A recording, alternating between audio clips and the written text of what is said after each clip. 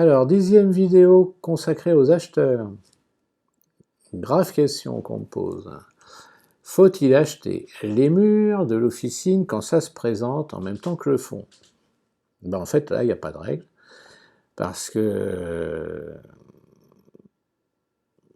si la pharmacie est bien située, bien sûr qu'il faut acheter les murs.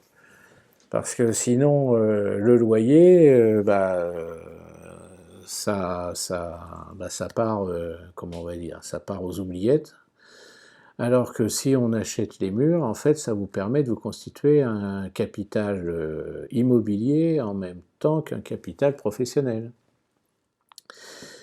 Et si la pharmacie est dans un local pas intéressant, alors deux hypothèses.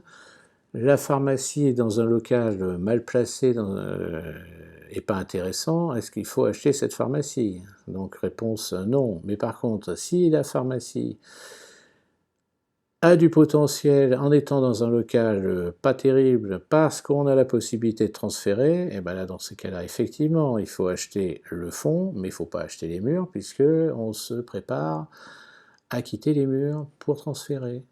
Voilà.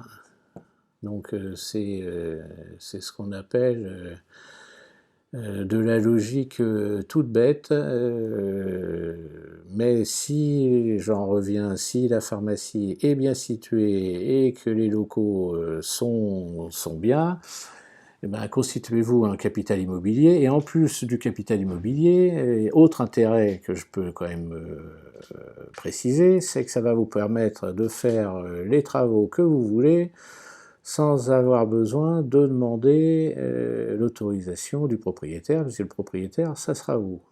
Évidemment, si vous êtes dans un immeuble et que vous voulez faire des trous partout et enlever des piliers, là, il faudra avoir l'autorisation des copropriétaires.